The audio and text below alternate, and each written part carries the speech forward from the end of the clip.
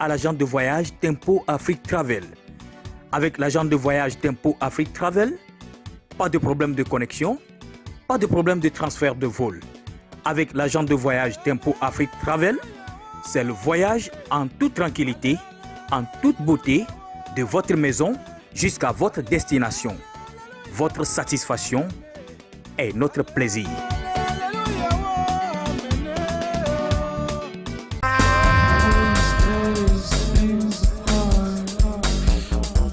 Hot mix mixing.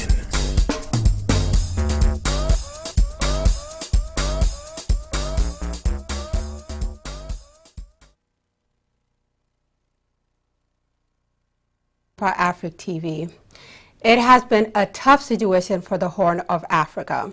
Recently, there has been reports of droughts that are making it very difficult for the people and causing many challenges as well. So as many of you probably have heard of a lot of the droughts issue in the East Africa and the North Africa, it has been 40 years later with the struggle continue in the Horn of Africa. About 18 million people in Ethiopia, Somalia, Kenya are going hungry due to the drought. And they are now facing its worst drought according to the U.S. Agency for the International Development. Now, the agency met with the residents. Some of the residents spoke out about their challenges and their struggles of what is going on so they could try to improve and support and find a solution to their situation. Hopefully, if that is much more possible. So a few of the response from the community, a lady was asked and she shared her story. And so one of the stories that was shared was, my children ask for food and yet I can neither provide food for them nor steal it. So I'm too old to become a thief. This is a desperate, dire situation which makes me shed tears. So that's one of the report from one of the lady there. And as you can tell, it is very devastating and very sad as it is for some of these mothers to try to continue to feed their children as well. So a lot of this huge effect is going on to many families in East Africa according to the drought.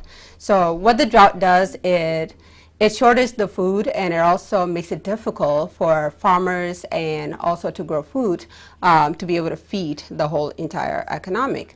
And another person spoke out about it and said, barely last 3 days as she often had to share with her neighbors faced with the same difficulties. So that tells you, you know, of course with Africa, things being shortage and including food as well, you can never really eat your food without helping out your neighbor. And then, so basically sharing struggles between the people that are around you in order to survive. Other humanitarian actors such as the UN's relief chef, Martin Griffin, spoke about it and has said something in Twitter. So here's his Twitter comment and says, today I conclude my visit to the Horn of Africa, where I met with communities struggling to cope with the region's worst drought in decades. They need and deserve our urgent attention and help now. These were the calls to action by some of our public figures that have platforms to give an awareness to the rest of the world of what is going on in certain areas in Africa, particularly Horn of Africa at this point. So this situation is showing no sign of improvement. IGAD warned on Friday that a total of more than 50 million people could face severe food insecurity this year. That is a huge loss of population if that continues to go worse. So if it is not looked at and this awareness is not out there and people can't do much to help people who are facing droughts and shortage on pharmacies, it could be very devastating to millions of people that could lose their life. Now going on to what is happening in Egypt. So Egyptian farmers are also affected, with a different case actually. So a lot of the farm holders are finding difficulty to sell their harvest on markets and end up being cash stripped and in debt. So with many smallholders may have a major role in feeding the countries, one 103 million population, they are still struggling to survive. So this is another case rising out when it comes to the food. So there's many different food crises going on. With what Egypt is facing is being able to sell and to be able to continue to have their workers and carry on the economic marketing. So financing, marketing, and infrastructure hurdles create massive gap between supply and demand. And with the sharp surge in global prices due to the pandemic and the war in Ukraine, several farmers can no longer pay water bills and pesticides. So smaller things that a farmer needs in order to keep harvesting and in order to keep making food for the rest of the population is becoming a dire challenge for Egypt at the moment.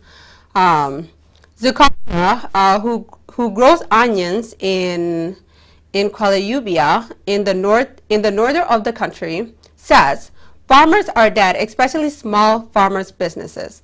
As we aren't able to buy anything nor sell our crops, says the Egyptian farmer, how can the farmer pay his land's rental fee and eat and drink at the same time? So this is leaving people to having to choose on what they have to prioritize for their life, because all of those things are important in order to live and in order to continue in the market industry. So if one of them is skyrocketing and they are not able to provide like the rent, it becomes more challenging to be able to eat or drink. So that leaves people to choose whether to eat or drink or keep farming. So those are some of the challenges that are going on in the farmers there in Egypt. So some farmers have abandoned their land. They neither sold nor plant them. They don't know what to do with them. They've lost profits over the course of many years. They make no profit at all, and this was explained by Muhammad, which is another Egyptian farmer. The lack of onions and cooperatives to help farmers face challenges and understand the system is a problem. Asin has a solution for the entrepreneur, which they have founded a company offering some of the smallholders financing solutions and agronomy support, so some of the agriculture support as well, and said Egypt is facing problems relating to food security, water consumption and shortages, as well as problems related to employment and financial inclusions. So this problem was addressed out, and some of the small finances are coming in to solve what they can. According to the United Nations Food and Agriculture Organization, small farms cultivating less than 3 acres of land produce more than 47% of Egypt's field crop. Now onto the Mediterranean Sea rescue. That has been trending around social media lately. So the journey has begun for a lot of immigrants that are leaving Africa to find a better life or in search for a better life. And as many years of this case being revealed to our audience as well, it is a continuous yearly thing every season where people start to gather up and take the risk to cross the Mediterranean Sea. Recently there was a boat that had to go on a rescue. And some of these people, they face a lot of hard challenges and also are willing to risk their life for it. And if they make it, it is by grace of God. The German charity Sea Watcher carried out 4 operations in less than 24 hours, rescuing 420 migrants and refugees trying to cross the Mediterranean Sea from North Africa to Europe, which is an overcrowded rocket boats. The migrants were rescued by the crew of the Sea Watch 3, and among those taken aboard were a pregnant woman and a man with severe burns. Sea Watch 3 is urgently asking for the safe part, as the ship is unable to support so many people on board. That's one of the biggest risk factors there. According to the United Nations Agency for Refugees, 30 over 32,000 migrants and refugees have arrived in Italy by sea as of July 17. Most of them are from Bangladesh, Egypt, Tunisia, and Afghanistan. More than 120 people are reported to have died this year in the attempt to cross the Mediterranean to reach Europe. Rest their peace and soul. And what is going on in Tunisia, one of the smallest countries there in West Africa? So there has been a recent referendum on their constitution, the newest constitution that has been established.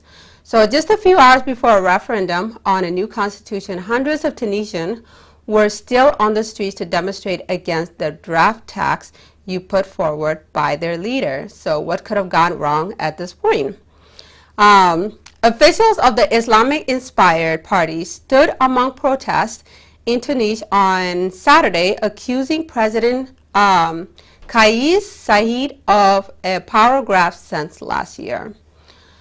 Now, based on some of the report that the leaders are saying, one of the party leader, said the most important message we want to convey is that the pro-democracy demonstrators in Tunisia continue to fight against the coup and against all those who want to roll back the revolution and democracy.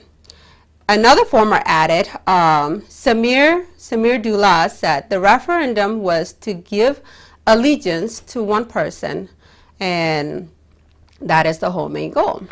So with this constitution, it is aimed to give less power to the parliament, as allowed by the 2014 constitution, a decision considered a threat to democracy for many who praised the 2014 text inspired by the 2011 Arab Spring. And on their last note, they said, I came to participate as a Tunisian woman to say that I endorse the 2014 constitution and that I say no to the referendum, no to the one-man constitution, no to the concentration of power in the hands of one person, no to the destruction of institutions in Tunisia. And this was explained by Bisma in Tunisia. There you have it. Have a wonderful weekend.